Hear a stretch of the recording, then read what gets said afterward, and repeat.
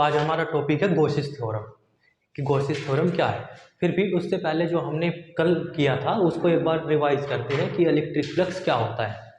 तो electric flux basically जो area से इलेक्ट्रिक फील्डिंग होता है उसको फ्लक्स कहते हैं। तो फ्लक्स किसका होता है?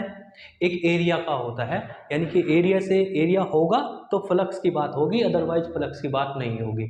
ठीक है, जैसे आपको पानी लेना है तो पानी लेने के लिए क्या चाहिए? एक कंटेनर चाहिए। तो ऐसे ही फ्लक्स को लेने के लिए एक एरिया चाहिए। जैसे सामने यहाँ पर ये फ्लक्स, ये यहाँ पर इलेक्ट्रिक फील्ड है, ठीक है, ये इलेक्ट्रिक फील्ड है। अब आपको फ्लक्स चाहिए, तो फ्लक्स लेने के लिए आपके सामने एरिया होना चाहिए। तो यहाँ पर मैंने एक एरिया रख दिया ये सामने, तो वो उससे लिंक होने लग जाएगा, तो वो होता है फ्लक्स। तो ध्यान रखना, एरिया हमेशा फ्लक्स से फ्लक्स हमेशा एरिया से लिंक रहता है। अब इस फ्लक्स की कैलकुलेशन हम कैसे करते हैं वो हमने पढ़ ही लिया है पीछे। E इंटू डी ए की और किसकी मल्टीप्लाई कर देंगे? एरिया की, दोनों की मल्टीप्लाई कर देंगे। एरिया वेक्टर की करेंगे, एरिया की नहीं, एरिया वेक्टर, उसमें डायरेक्शन देखी जाएगी कि एरिया किस डायरेक्शन में है।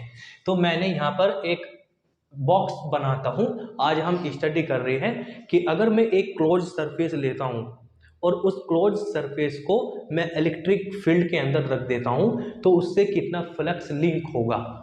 तो आज जो हमारा टॉपिक है ना, आज इसी पे डिस्कस करेंगे कि जो क्लोज सरफेस होगी तो उस पर कितना फ्लक्स लिंक होगा क्लोज सरफेस के लिए। क्लोज सरफेस उसको कहते हैं जो बंद हो चारों तरफ से, जिसमें से कुछ भी बाहर ना आ रहा हो। जैसे कि एक फुटबॉल के अंदर बल्ब जलाइए, उसमें से रोशनी बाहर नहीं आएगी, वो क्लोज सरफेस है। ठीक है, उसमें पंचर हो जाएगा तो वो क्लोज सरफेस नहीं होगी।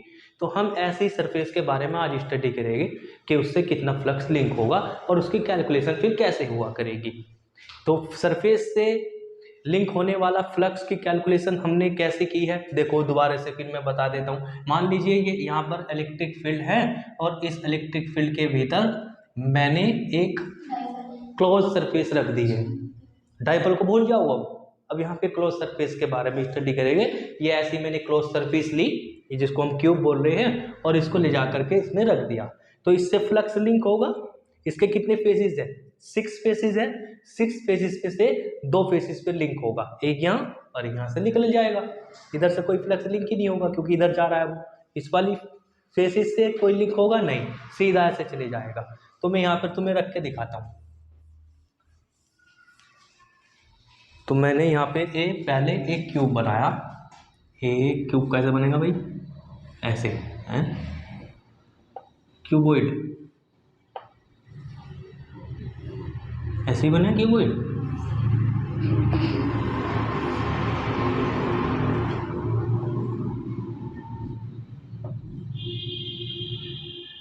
इधर आ, यहाँ, ठीक है, सही बन गया।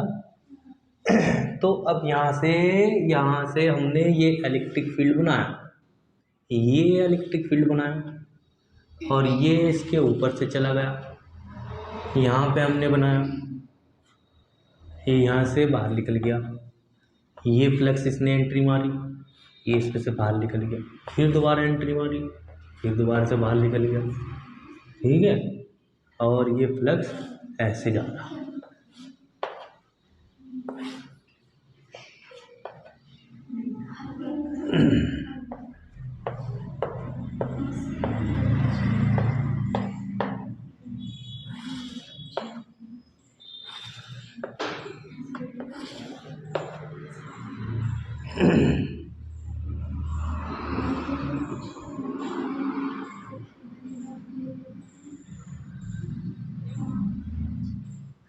सही दिख रहा? एकदम ठीक ठाक दिख रहा है? तो देखो, तो मैंने क्या किया, मैंने एक क्लोज सरफेस ली, यहाँ पर मैंने क्लोज सरफेस क्यूबॉइड सिलेक्ट किया है और उसको ले जा करके मैंने इलेक्ट्रिक फील्ड में रख दिया। अब उससे इलेक्ट्रिक फील्ड लाइन लिंक हो रही है तो फ्लक्स बनेगा। कौन कौन सी फेसिस से इलेक्ट्रिक फील्ड लाइन लिंक हो रही है? तो इस वाले फेसिस से हो रही है और इधर इस वाले फेसिस से हो रही है।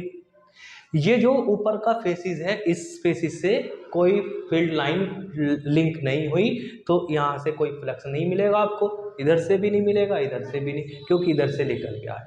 अगर फिर भी हम इसको कंफर्म करना चाहें कि वाकई इस फेसिस से नहीं मिलता फ्लक्स, तो हम उसको कंफर्म भी कर सकते हैं, जो हमने पिछली क्लास में स्टडी किया है, फ्लक्स का फॉर्मूला बनाया है। देखो कैसे कर सकते हैं। यहाँ पर इलेक्ट्रिक फील्ड की जो डायरेक्शन है वो ये वाली डायरेक्शन है, एरो से आप पता कर सकते हो, ठीक है। इलेक्ट्रिक फील्ड इस डायरेक्शन में है, तो आपको फ्लक्स की कैलकुलेशन करनी है। तो फ्लक्स की कैलकुलेशन करने के लिए क्या चाहिए, एरिया। मुझे कंप्लीट सरफेस का फ्लक्स कैलकुलेट करना है, तो मैं ना इस सरफेस को डिवाइड कर देता हूँ 6 पार्ट में। एक फेसिस ये लेता हूँ, एक ये लेता हूँ, एक ये लेता हूँ, क्योंकि हर सरफेस के लिए एंगल अलग है ना, एरिया वेक्टर अलग है। यहाँ पर मैं बनाऊंगा तो एरिया वेक्टर ऐसे बनेगा, जो नॉर्मल बनेगा इस सरफेस से नॉर्मल बनाएंगे, वो बाहर की तरफ बनाएंगे, ठीक है। ये 90 डिग्री होगा इस सरफेस से, ए ऐसे उठेगा 90 डिग्री, है ना। क्या नॉर्मल वेक्टर हम नीचे नहीं बना सकते इस वाली सरफेस के लिए? देखो जैसे ये अगर मैं बारीक सी सरफेस लूँ, ये एक सरफेसिस है, तो नॉर्मली तो बनाना है आपको, नॉर्मल ऐसे ही बना सकते हो आप, ऐसे ही बना सकते हो। तो यहाँ पर मैंने जो नॉर्मल बनाया है, जो वेक्टर एरिया वेक्टर बनाया है, वो ऊपर की तरफ लिया है, नीचे भी तो बन सकता है। सवाल ये भी उठता है माइंड में कि वो भी तो 90 डिग्री बनाएगा इससे, है। तो ध्यान रखना, आपको एरिया वेक्टर बाहर की तरफ ही लेना है। तो हमने ये नियम बना लिया कि हम क्लोज सरफेस पे जो एरिया वेक्टर ड्रॉ किया करेंगे वो बाहर की तरफ ही किया करेंगे, अंदर नहीं किया करेंगे। जैसे इस वाली सरफेस पे आप माइंड में ला सकते हो कि इसमें एरिया वेक्टर ऐसे भी तो बना सकते हैं हम, और बाहर भी बना सकते हैं, तो दोनों तरफ हो सकता है ना इसका एरिया वेक्टर, इधर भी हो सकता है, इधर को भी हो सकता है, तो आपको बाहर लेना है। तो इसका बाहर वाला फेसिस किस तरफ है, ये रहा, है ना, ये इस तरफ रहेगा ये, तो इसका एरिया वेक्टर आपको इसलिए इधर लेना है, इसका एरिया वेक्टर इधर लेना है। यहाँ पर एरिया वेक्टर ये रहा, है ना, और इस वाले फेसिस का एरिया वेक्टर ये रहा नीचे की तरफ। अब 6 फेसिस पर एंगल की बात कीजिए। यहाँ पर एंगल कितना मिलता है आपको, 0 डिग्री। यहाँ एंगल कितना मिलता है, 90। नीचे भी कितना मिलेगा, 90। यहाँ कितना मिलेगा,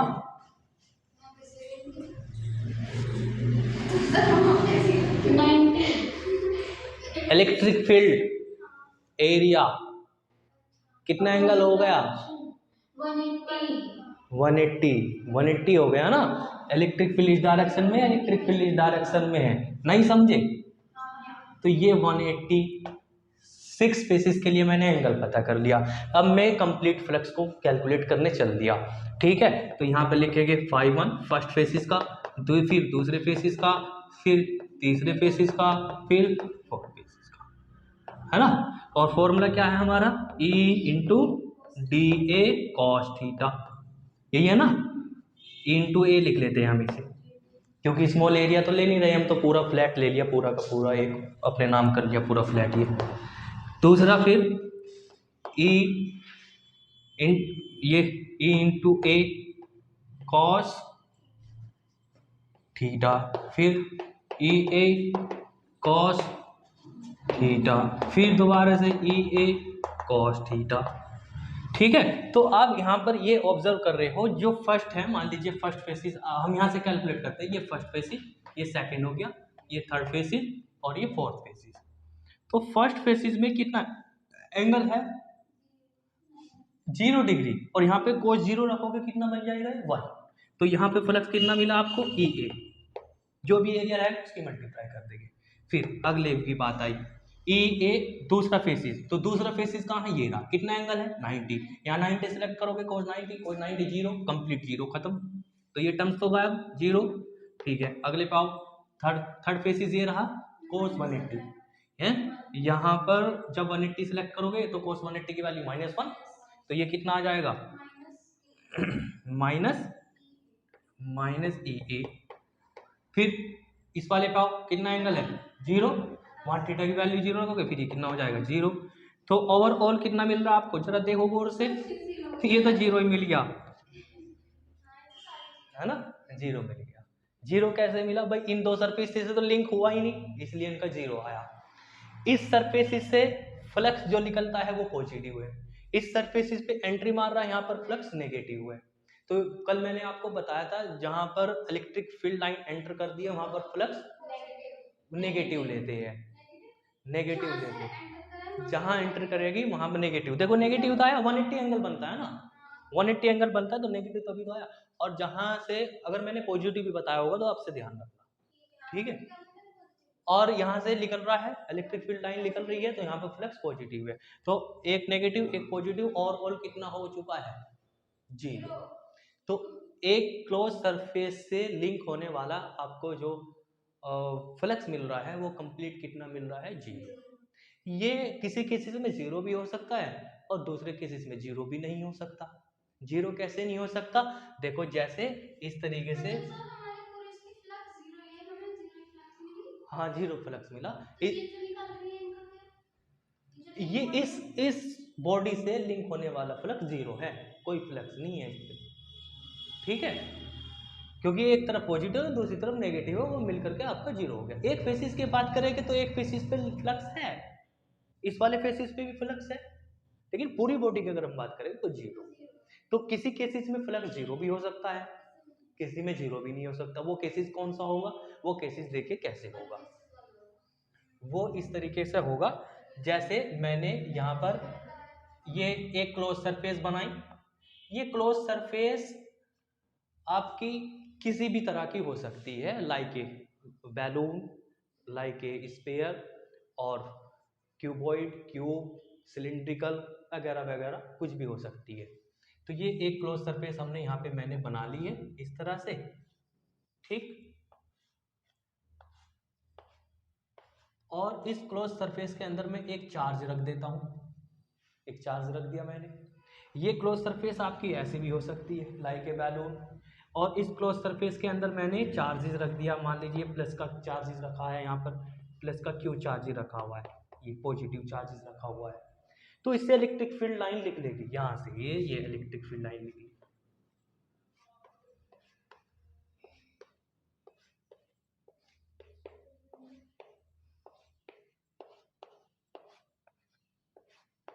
इलेक्ट्रिक फील्ड लाइन निकल रही है ना, ये ऐसे, ये लो ऐसे इलेक्ट्रिक फील्ड लाइन निकल रही है। तो इसको भी फ्लक्स मिलेगा क्योंकि इलेक्ट्रिक फील्ड लाइन लिंक हो रही है किससे, सरफेस से। ये ऐसे सरफेसेस है और बीच में से ये ऐसे लाइन आ रही है, तो ये लिंक होकर के जा रही है, तो इसमें फ्लक्स है। उसकी कैलकुलेशन कैसे करेंगे, सेम उसी फॉर्मूले से, इसी से ये कैलकुलेशन हो जाएगी। हाँ ऐड कर देंगे, टोटल फ्लक्स मिल जाएगा। इसमें भी ऐसे ही करेंगे हम। तो सरफेस हमारी यहाँ पे सिमेट्रिकल है, इसमें भी ऐसे ही करेंगे। एरिया वेक्टर कैसे बनेगा, जिस डायरेक्शन में इलेक्ट्रिक फील्ड है उसी डायरेक्शन में एरिया वेक्टर बनेगा यहाँ पर, क्योंकि ये स्फीयर है। तो ये ऐसे रेडियली आउटवर्ड होगा, रेडियली आउटवर्ड ही इलेक्ट्रिक फील्ड है। तो एरिया वेक्टर और इलेक्ट्रिक फील्ड वेक्टर दोनों के बीच में इस केसेस में एंगल कितना, 0। 0 हर केसेस पे 0, हर एक पॉइंट पर 0 0 0। तो आप सिंपल ये फॉर्मूला लगा सकते हो इलेक्ट्रिक फ्लक्स फाइंड करने के लिए, phi is equal to E into A cos 0, है ना, हर एक पॉइंट के लिए, पूरी सरफेसेस के लिए। और cos 0 की वैल्यू 1, तो ये मिलेगा आपको फ्लक्स ये ई ए। तो इस स्पेयर से, इस सरफेस से मिलने वाला फ्लक्स कितना है, ई ए। क्या रिजल्ट 0 आया, आंसर 0 नहीं आया, ठीक है। इसी इस वाले में भी कर सकते हो आप। यहां से ये पॉजिटिव चार्ज रखा हुआ है और यहां से इलेक्ट्रिक फील्ड लाइन ऐसे निकलती है, ये फ्लक्स ऐसे लिख ली, लाइन लिख ली ऐसे, और इधर से ऐसे लिख लेगी, क्योंकि चारों तरफ लिख लेगी ना इससे तो लाइन है पॉजिटिव चार्जेस से। तो ये लिख ली, ये गई, ये गई, इससे इधर आएगी ऐसे। तो आप देख रहे हो इस वाले केसेस में फ्लक्स केवल और केवल बाहर आ रहा है, क्या वो अंदर जाके फिर बाहर आ रहा है, इस वाले केसेस में अंदर गया फिर बाहर आया, और इस वाले केसेस में सिर्फ बाहर आ रहा है। तो एंगल कितना लेगा, एरिया वेक्टर इधर कितना है, इधर की इधर एरिया वेक्टर है, इधर इलेक्ट्रिक फील्ड है, कितना कौन बनेगा, 0। दोनों के बीच में 0 एंगल बनेगा। इधर कितना बनेगा, 0, इधर भी कितना बनेगा, 0, इधर भी कितना बनेगा, 0। और हमारा फॉर्मूला क्या है इलेक्ट्रिक फ्लक्स फाइंड करने का, phi is equal to E A cos,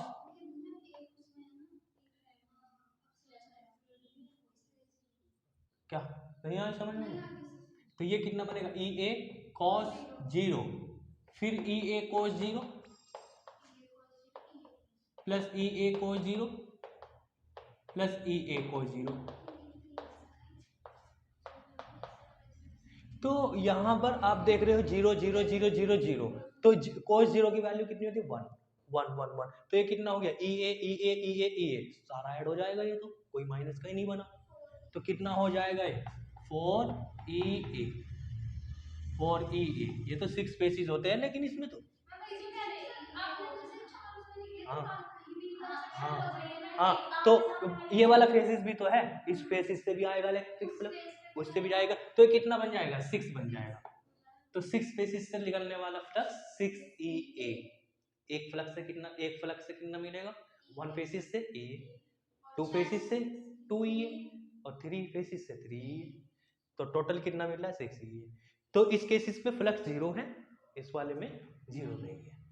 ठीक है, तो जब चार्ज अंदर होगा सरफेस के अंदर तो उससे फ्लक्स मिलेगा आपको, ये कंपलसरी, उससे लिंक नेट फ्लक्स जरूर होगा। यहाँ नेट फ्लक्स 0 है, और उसके कैलकुलेशन हम अपने फॉर्मूले से ई ए cos 0 से कर सकते हैं। ठीक है, ये क्लोज सरफेस से लिंक हुआ फ्लक्स है। ठीक है, अब क्लोज सरफेस ये तो इजी सरफेस है, बहुत सी क्लोज सरफेस थोड़ी टिपिकल भी हो सकती है, जैसे कि उबड़ खुबड़ यूनिफॉर्म सरफेसिस हो सकती है। कि वो यूनिफॉर्म सरफेस कैसी हो सकती है, देखो कैसे।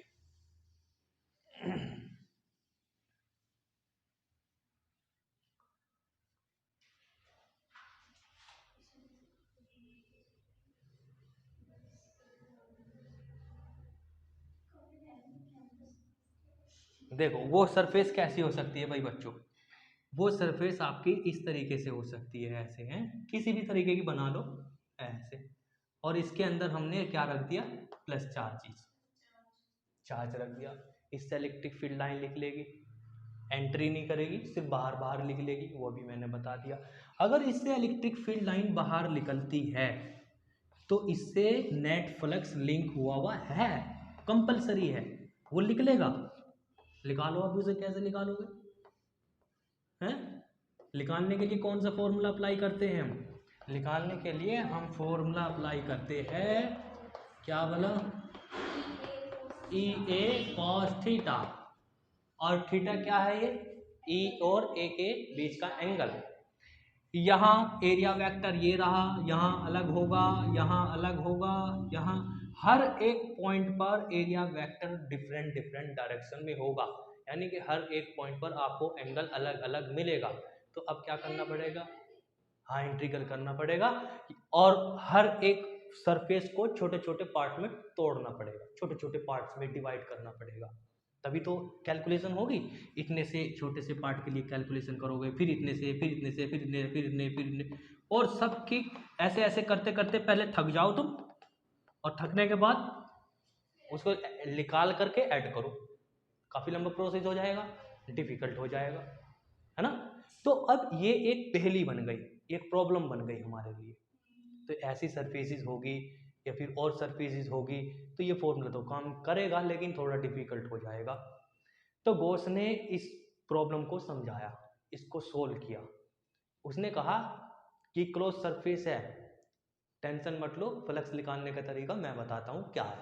उन्होंने ये कहा कि जो क्लोज सरफेस के अंदर चार्जेस रखा है, जो क्लोज सरफेस के अंदर चार्जेस रखा है उसको डिवाइड कर दीजिए आप एप्सिलॉन से, फ्लक्स आपके हाथ में लो जी। तो इसके अंदर कितना चार्जेस रखा है, प्लस क्यू, तो क्यू चार्जेस को आप डिवाइड कर दीजिए एप्सिलॉन से, फ्लक्स मिल जाएगा आपको, बात खत्म, चलो छुट्टी, है नहीं। लेकिन सर ऐसे मोटी के लिए ना बस क्लोज सरफेस के लिए, कि केवल और केवल क्लोज सरफेस के लिए बताया उसने ये, हाँ क्या,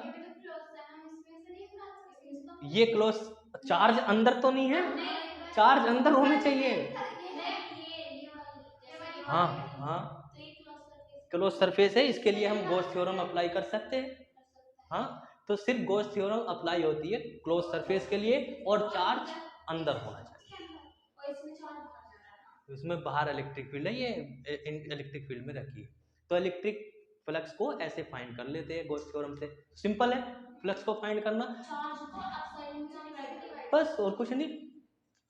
ठीक है, तो अब इसको हम ऐसे भी लिख सकते हैं, क्योंकि राइटर्स जो डेफिनेशन यूज करते हैं वो ऐसे करते हैं, इसे Q अपॉन एप्सिलॉन को ऐसे लिखते हैं 1 अपॉन एप्सिलॉन इनटू Q। अब इसको वर्ड्स में कन्वर्ट कर दो। According to Gauss theorem the electric flux over the close surface in vacuum is 1 upon epsilon times 1 upon epsilon times. किसका 1 अपॉन एप्सिलॉन टाइम्स? जो क्लोज सरफेस के अंदर रखा हुआ है, इसका 1 अपॉन एप्सिलॉन टाइम करो। वही बात आ रही है कि क्लोज सरफेस के अंदर जो चार्जेस है उसको डिवाइड करना है एप्सिलॉन से, लेकिन इसको हमने तोड़ करके लिख लिया 1 अपॉन एप्सिलॉन इनटू क्यू। ठीक है, 1 upon epsilon times of the enclose charge, जो इंक्लोज चार्ज होगा इसके अंदर, जो होगा, जो सरफेस ने कंटेन कर रखा है चार्ज को। ठीक है, आ गई बात समझ में? ये गॉस थ्योरम बन जाती है। अब गॉस थ्योरम पढ़ के देखो एक बार, पढ़ो सामने। हाँ ठीक है, तो अब इसमें आपको केवल यही ध्यान रखना है कि चार्जेस अंदर होना चाहिए, चाहे वो कितना भी चार्जेस हो उसको अंदर होना चाहिए और उसको इन्वॉल्व किया जाएगा। जैसे मैं इसका जैसा हम वो निकाले तो हम इससे भी तो निकाल सकते हैं, मतलब वो वाला फॉर्मूला सिंपल ऐड करने वाला, और इससे भी हाँ दोनों से कर सकते हैं, ये इजी हो गया। इसके आने से जो हमारे कॉम्प्लिकेटेड टॉपिक्स हैं वो इजी हो जाएंगे, आगे अभी और स्टडी करनी है हमें तो और इजी हो जाएंगे।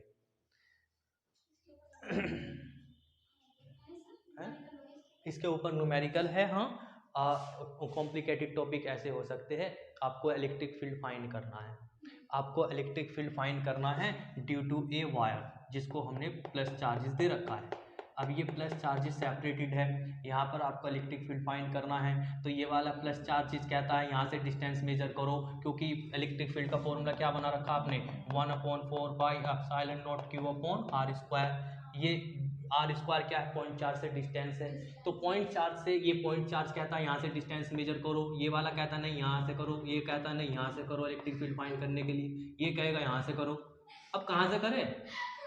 सबकी डिस्टेंस अलग अलग है, तो सबकी डिस्टेंस अलग अलग है, तो ये तो सबके लिए सबकी बात माननी पड़ेगी, है ना? तो ये कॉम्प्लिकेटेड हो जाएगा, और सबकी डायरेक्शन अलग अलग, इसकी इधर, इसकी इधर, इसकी इधर, इसकी इधर, सबकी अलग अलग।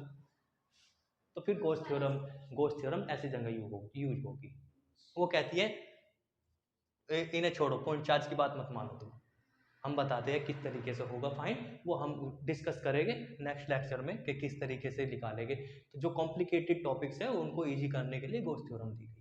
अब मैंने क्या बताया तुम्हें अभी कि क्लोज सरफेस के अंदर चार्जेस होना चाहिए, कितना ही चार्जेस हो रहा हो वो लेना है आपको। आपने अपनी थ्योरम में नेट चार्जेस वर्ड लिखा होगा times the total charge means net charge, कि नेट चार्ज उसके अंदर कितना है वो आपको देखना है। कैसे? जैसे मैंने एक सरफेस ली,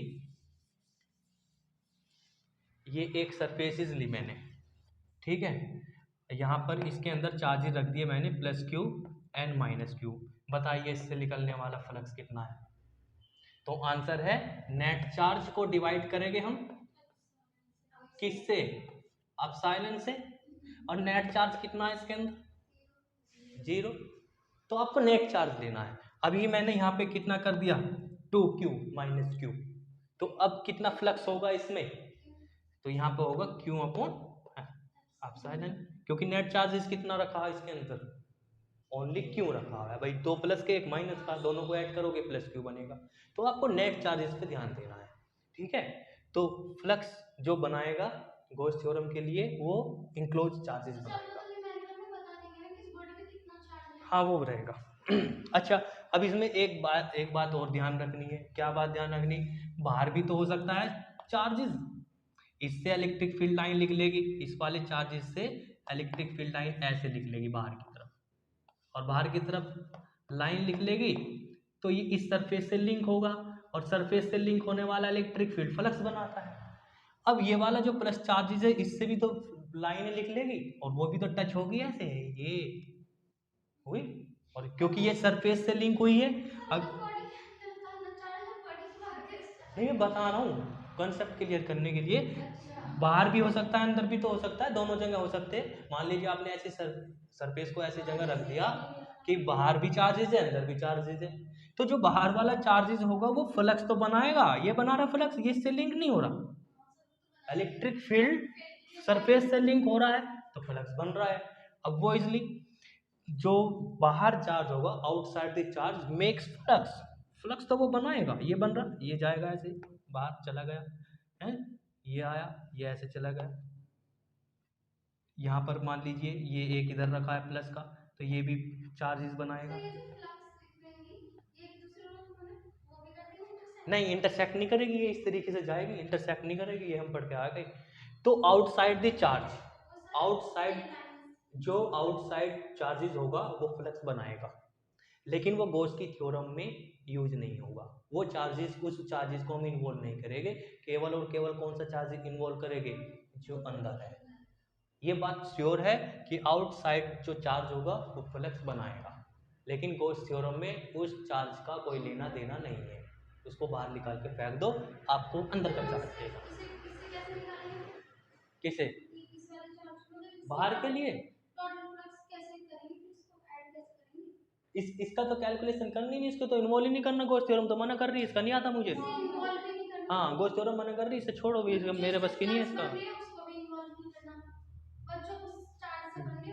बस जो चार्जेस सरफेस ने क्लोज कर रखा है वो चार्जेस आपको लेना है, बाहर के चार्जेस से कोई लेना देना नहीं।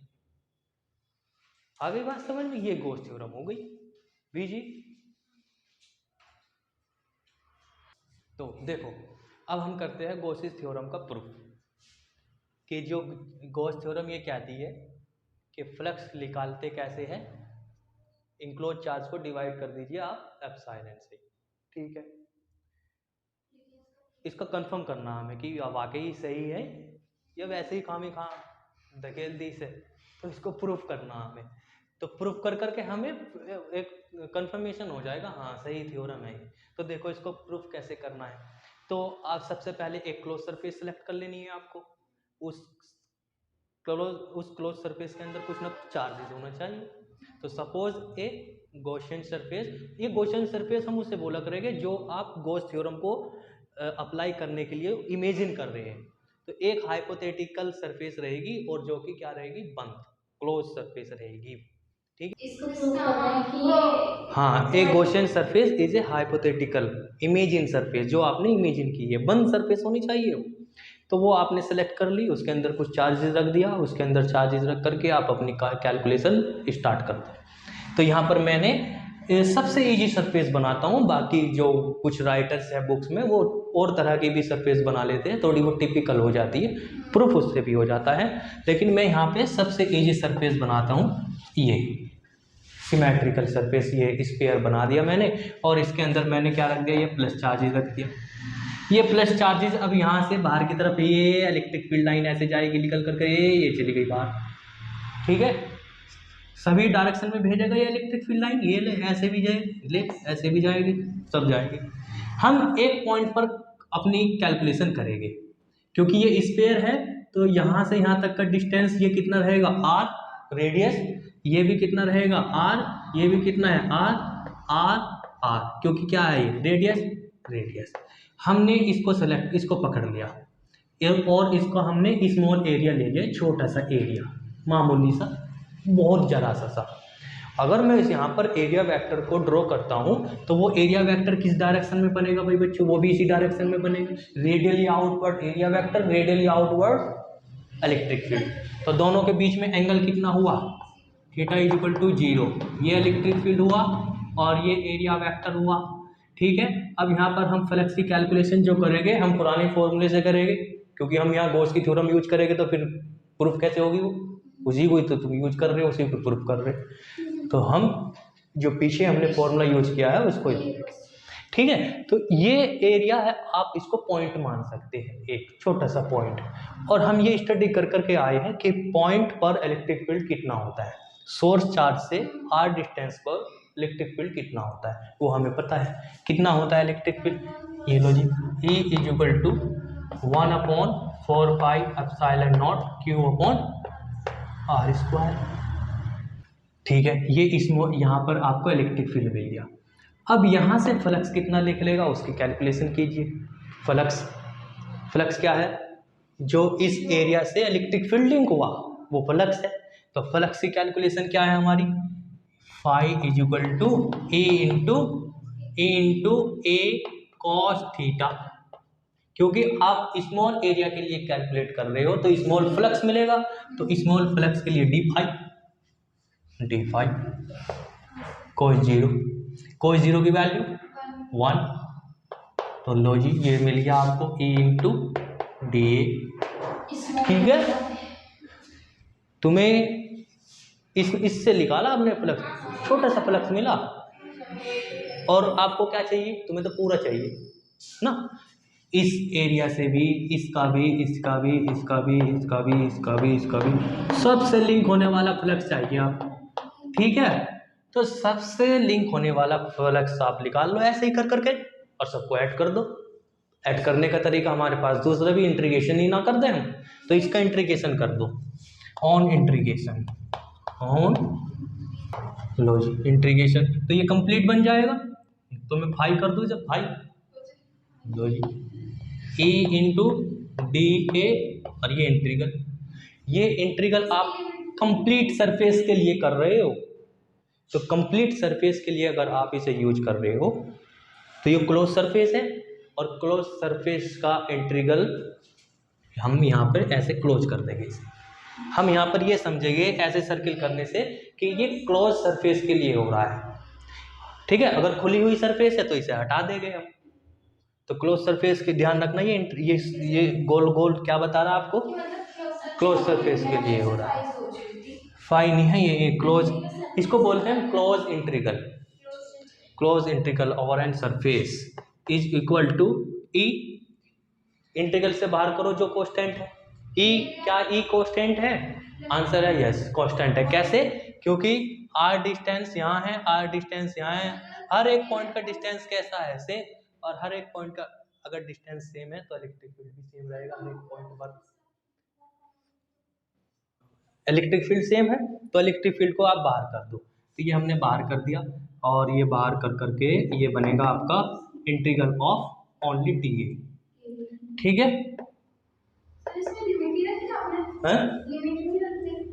लिमिट नहीं रख रहे, क्लोज सरफेस में लिमिट नहीं रखी जाती। चलो आओ, ई डी ए इंटीग्रल क्या कह रहा है, ये क्या है, स्मॉल एरिया। इंटीग्रल क्या कह रहा है, बहुत सारे स्मॉल एरिया, तो बहुत सारे स्मॉल एरिया आपस में आपने ऐड कर दिए तो वो क्या बना, कंप्लीट एरिया। और कंप्लीट एरिया कितना होता है एक ऐसी सरफेस का, 4 पाई आर स्क्वायर। तो ये कितना लिखोगे आप, 4 पाई आर स्क्वायर, ये इंटीग्रेशन हो गया।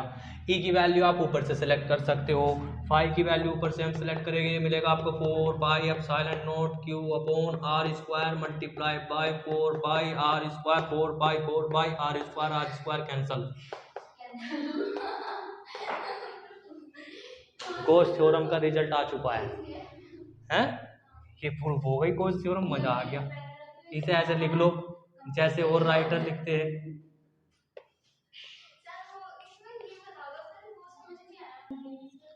वेरी इंपॉर्टेंट है ये, इस पे इंपॉर्टेंट लिख लेना। तो अब गॉस थ्योरम समझ गए, तो अब आप ऐसे लिख सकते हो, देखो फ्लक्स, अब आप फ्लक्स ऐसे लिख सकते हो, फ्लक्स हमने पढ़ा है पीछे पिछली क्लास में, ये के इंटीग्रल, देखो इधर integral of E into D A over and cross surface same है, इक्वल है, और गॉस थ्योरम में क्या रही है, कुछ ना करो ये करो तुम, बस इसे हटाओ इसे करो, बट हम तीनों बराबर लिखेंगे, अब ये तीनों इक्वल हो चुके हैं। This is the proof of the Gauss theorem. ठीक है, तो आज इतना ही है।